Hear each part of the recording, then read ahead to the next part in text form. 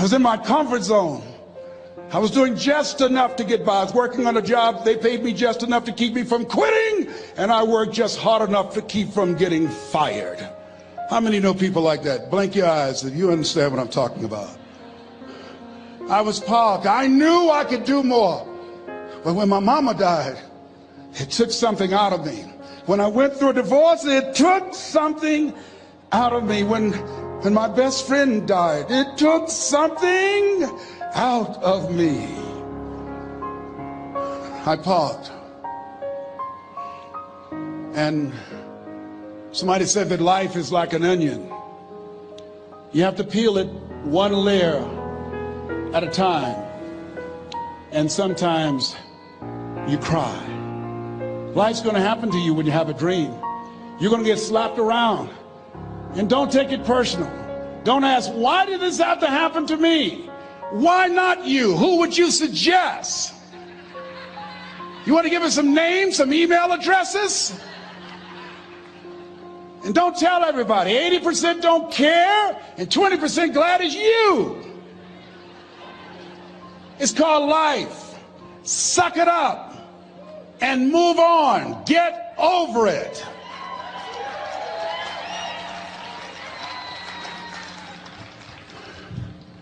It happens to everybody. Here's the other thing: as you look at your goals and look at your dreams, when you're going through some stuff, repeat after me, please. When things go wrong, don't go with them. Yes, write that down. When things go wrong, don't go with them. When you're working on a business deal, you're counting on some money. Someone said you will get the loan, and it falls through.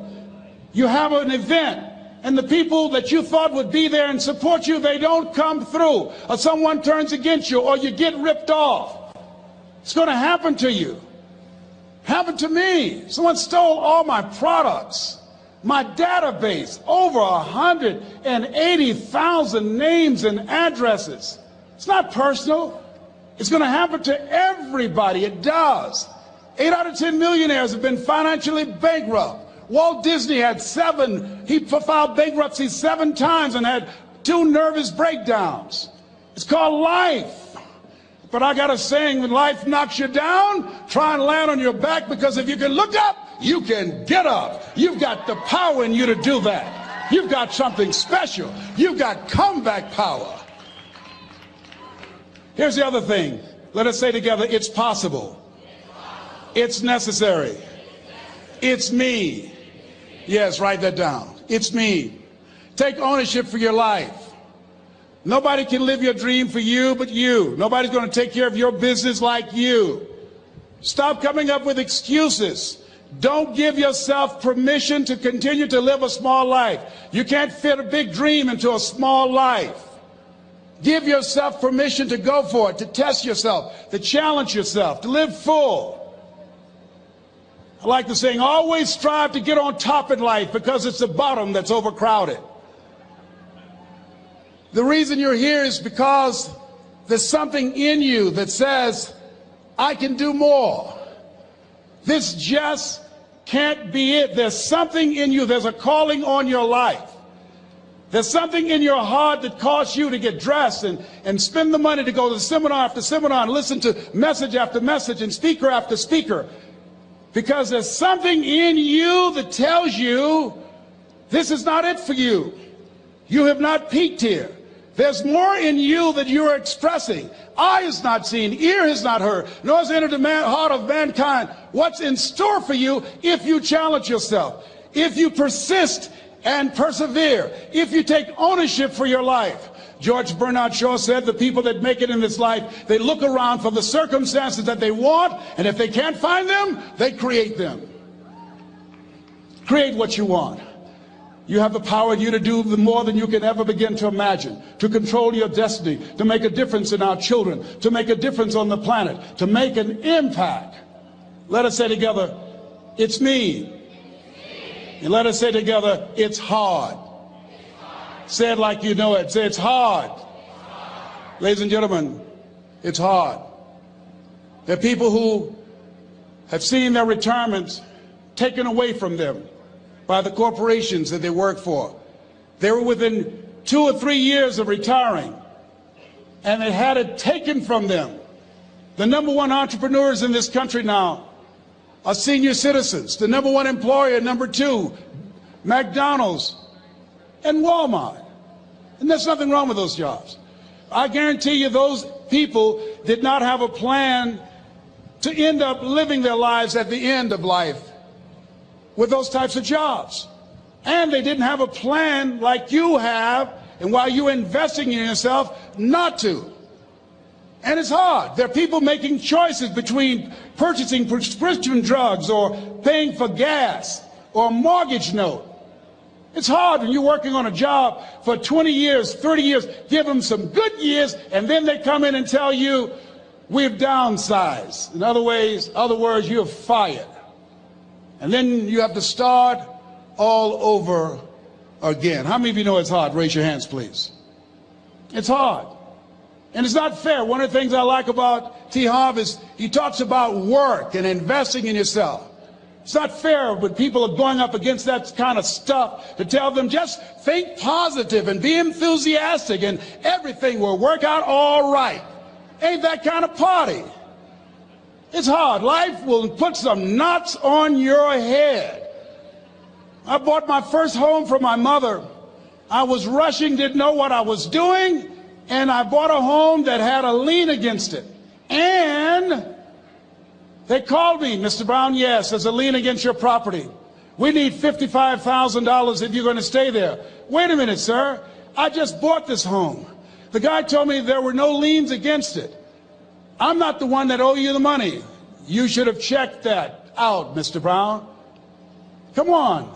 I called my attorney. We followed up. Yes, Les, there's a lien against the property. But he told me there were no liens. He lied, obviously. Oh, my God. He told me he wanted to help me because he admired the fact that I was buying this home for my mother and that he was adopted, and he identified with me. Les, he suckered you. He played you, man. So what? Well, would they take payment arrangements? What about $5,000 a month? They want all the money, Les. They want all the money, or you're going to have to get out. The house is going up for sheriff's sale. Do you have it? No, I don't have them. Can they give me some time? Tell them to give me 3 months, please. Give me 3 months. My mother's in her 70s, man. She has a bad heart. Don't do this to me. This is my dream. Don't do this, man. Please, let me talk to them. Les, I'm talking to their attorney. They don't want to talk to you. I've got to talk to their attorneys. Do you have the money? No. Will they give me 3 months? No. What about 2 months? No, Les. They want the money in 7 days. Oh, my God. Let me call you back. I'm not sure. And I walked the floors thinking, God, how could this happen to me? I got to figure this out, huh? I got to figure this out. And it seemed like the days were just ticking off. Thursday, I had to call them and let them know. They called me, Les, do you have the money? No, I don't. Friday, you have to leave. The sheriff will be there. You're going to have to leave, Les. They're going to take my house. What about my down payment? You lost it, Les. You lost it. Okay. I got to go. Yes. I prayed, Lord, please, if you show me that you're real, if you're really real, you think Paul worked for you, you haven't seen anything. Don't let me lose this house and watch what I'll do for you. I was trying to cut a deal. Have you ever tried to cut a deal?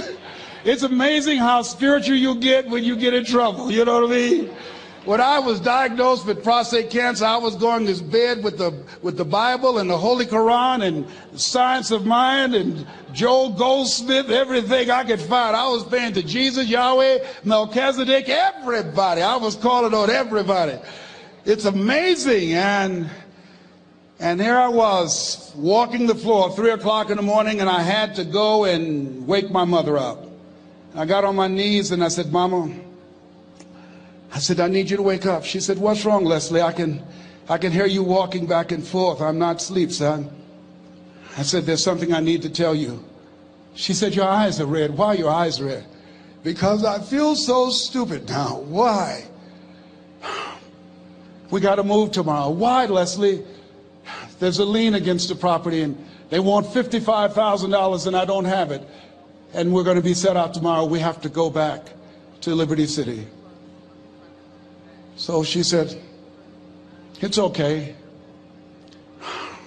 I don't like this house anyhow. I said, why? She said, because of my arthritic knees, it hurts my knees when I go up the steps. I said, and why didn't you tell me? Because you were so happy. I just said it because you were happy. I'll live in a shack with you, boy. I love you. It's not the house. I love you. I love all my children. I said, thank you, Mama. Thank you.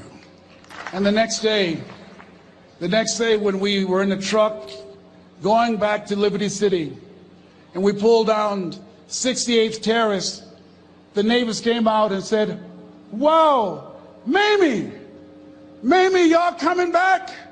Are you back? Yes. What happened to the home your boy bought for you? Those boys you adopted. Leslie didn't do a title search. He made a mistake.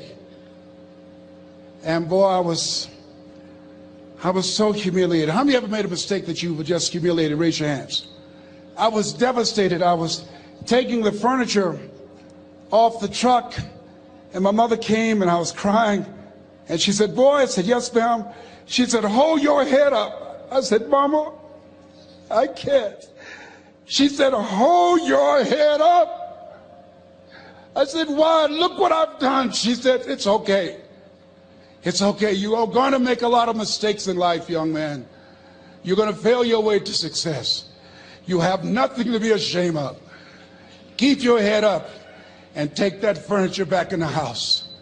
I said, yes, ma'am. And I learned something from that. If you ever go through something, hold your head up.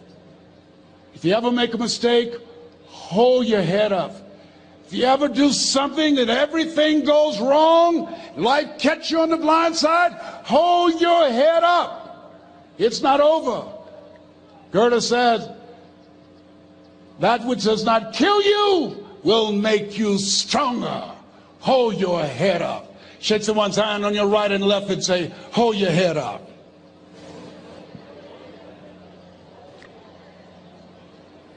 Here's something else, ladies and gentlemen.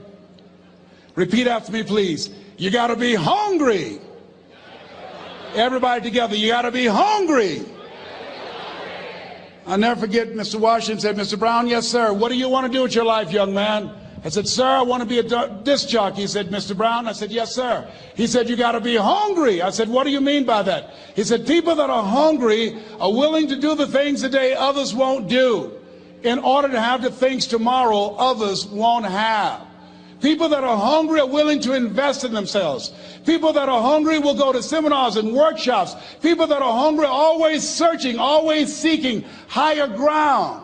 So how do you want to make it? I said, I want to be a disc jockey. He says, good. Here's what to do. He said, I want you to read 10 to 15 pages of something positive every day. He said, you don't get in life what you want, you get in life what you are. You must program yourself to success. He said, I want you to listen to Earl Nightingale and Zig Ziglar. Listen, faith comes by hearing and hearing and hearing. He said, I want you to change your relationships. And I don't want you to ever lose your hunger. I said, what do you mean by that? He said, people that are hungry are unstoppable. People that are hungry are no matter what people. They make it happen no matter what. He said, I want you to listen to Paul Harvey. Who is he? He's the world's greatest communicator. Success leaves clues, young man. Always listen and follow people who are doing what it is you want to do at the level you want to do it and learn from them. I told T. Hobb when we were standing by the stage, I said, hey man, I want to work more with you. I want you to coach me. I want to learn from you. See, I found you're never too old to learn and you're never too young to teach. Always have a thirst for learning. So I listened to Paul Harvey every day on the radio. While in school, I would go out and listen in his car. He gave me his keys. I was working to develop myself. And I continued to listen to motivational messages, and he would take me to see the late Dr. Norman Vincent Peale, who wrote the book, The Power of Positive Thinking. I toured with him before he passed. You You have something special. You have greatness within you. Don't allow your circumstances to determine who you are. Don't allow your negative thoughts to hold you back. You have something special. You can do more than you can ever begin to imagine. Dr. Peale was an incredible man. I admired him when he spoke. He gave me goosebumps. I can feel him in my heart. And I never forget, we were coming back to the school, and Mr. Washington said, Mr. Brown, yes, sir. When Dr. Peale spoke, you didn't move. When he spoke, you were hanging on every word. When he spoke, we didn't have to tell you to sit down and be quiet. Why? I said, sir, I could feel him when he talked. I felt like he was talking to me, sir. He said, he was. I said, but he doesn't know me, but he was speaking to you. Did you feel him in your heart? I said, yes, sir. He said, most people feel him in their head. If you felt him in your heart, he said, listen to him, son. Follow him, learn from him. And I would go to seminars and workshops. Anywhere I would find where Dr. Peale was, I would be in the audience. I would drive 200 and 300 miles just to hear him speak. And my dream and vision was to share the stage with him. I thought about it. What is your goal? What is your vision? I want you to hold it in mind. There's some power in that. Because when I became involved in speaking, I never forget, I got a call from Og Mandino, who wrote the book, The Greatest Salesman in the World. He said, Les, I'm stuck in Philadelphia. I need to be in Kankakee. Dr. Norman Vincent Peale is appearing. I can't make it. I heard you're in Chicago. I said, yes, I am. Can you go and open for me? I said, yes, man. Oh, my God. Dr. Peale, I said, yes, I'd love to do it.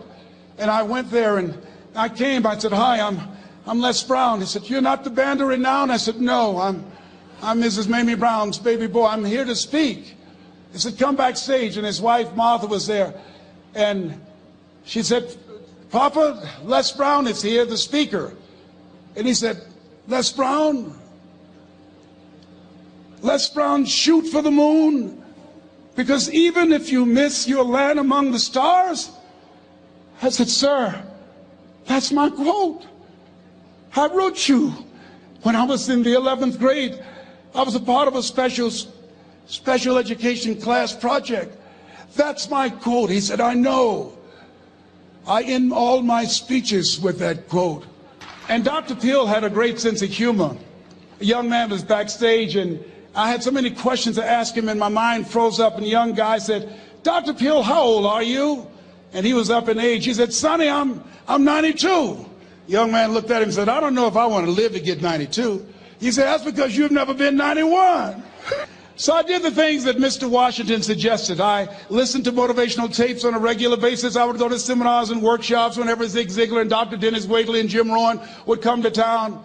And I said, sir, what do you want me to do now? He said, Mr. Brown, I've given you everything that I can give you. He said, develop your mind, put your money where your mouth is, continue to learn how to be an effective communicator, because once you open your mouth, you tell the world who you are. And always surround yourself with OQP, only quality people. So I went to apply for a job on Miami Beach. WMBM radio station. Milton Butterball Smith was the program director. Hello, Mr. Butterball. How are you, sir? My name is Les Brown, sir. I'd like to be a disc jockey. He said, young man, you have any journalism in your background? I said, oh, no, sir, I don't. You have any experience in broadcasting? I said, no, sir, but I practice all the time, sir. Let me audition for you, sir. Let me show you how good I am. All I need is a shot, sir. He says, no, we don't have any job for you. How many ever been rejected? Raise your hands, please. I was devastated. I went back and I told Mr. Washington, I said, Mr. Washington, they said no. He said, don't take it personally. Most people are so negative, they have to say no 7 times before they say yes. He said, you got to be hungry. Know your vitamin. Go back again. I said, yes, sir. Hello, Mr. Butterball. How are you, sir? My name is Les Brown, sir. I like to be a disc jockey. Young man, weren't you here yesterday? Yes, sir, I was. Didn't I tell you no yesterday? Yes, sir, you did. Then why are you back today? Well, sir, I didn't know whether or not somebody was laid off or somebody was fired, sir. Nobody was laid off or fired. Now, get on out of here. I came back the next day. Hello, Mr. Butterball. How are you, sir? My name is Les Brown, sir. I like to be a disc jockey. I know what your name is. Weren't you here the last 2 days? Yes, sir, I was. Didn't I tell you no the last 2 days? Yes, sir, you did. Why are you back? Oh, sir, I didn't know whether or not someone got sick or someone died, sir. No one got sick or died. No one was laid off a fire. Now don't you come back here again. I came back the next day talking loud, looking happy like I was seeing him for the first time. I said, hello, Mr. Butterball, how are you? He looked at me with rage. He says, go get me some coffee. I said, yes, sir. My favorite book says the greatest among you will be your servant. How many of you are serious about your goals and dreams? Raise your hands. Very good. Write this down. Provide more service than you get paid for. Provide more service than you get paid for. I go to a lot of seminars and workshops. And one of the things I know about T. Harv Eker, and when I was sitting in the class with Robert Ruppel and all of the other presenters, they hold themselves to high standards and they provide more information than anybody else in the industry, bar none. They hold nothing back because their commitment is for your success.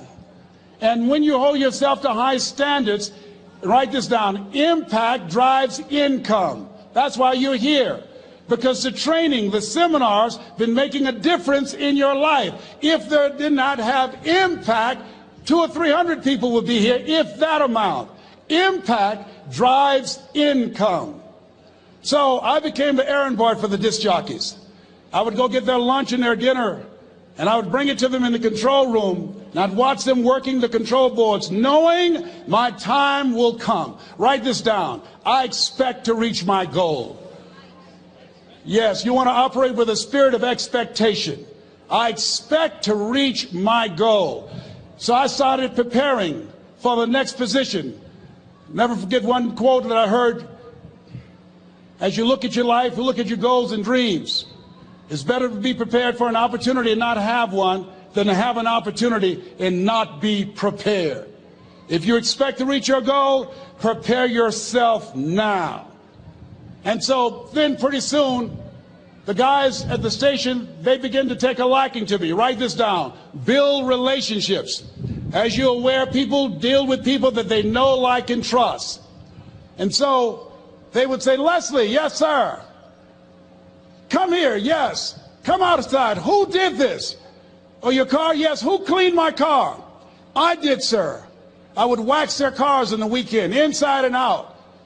How much do you charge? Oh, nothing, sir. I just wanted to help out. I was providing more service than I got paid for. I was building relationships. They said, whoa, look here. Donna Ross and the Supremes are coming to town. The Four Tops and the Temptations. Here are my car keys. Pick them up for me. Take them to the Fontainebleau Hotel on Miami Beach. I said, yes, sir.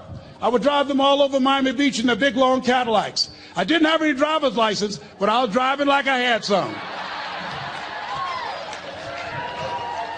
Then one day, it was a Saturday afternoon, a disc jockey by the name of Rockin' Roger was drinking while he was on the air.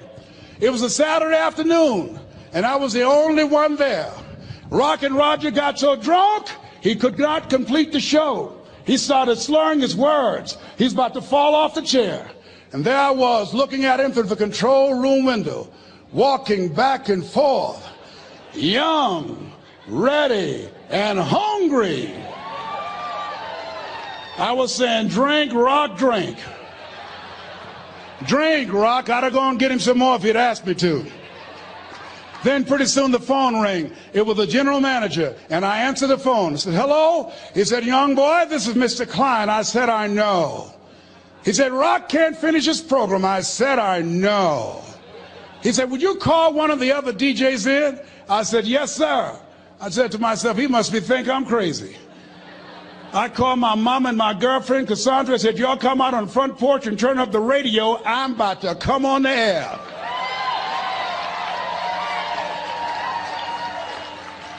I waited for about 20 minutes, and I called him back. I said, Mr. Klein, I can't find nobody. He said, young boy, you know how to work the controls? I said, yes, sir. He said, go in there and segue the records, but don't say nothing here. I said, yes, sir. I couldn't wait to get old Rock out of the way.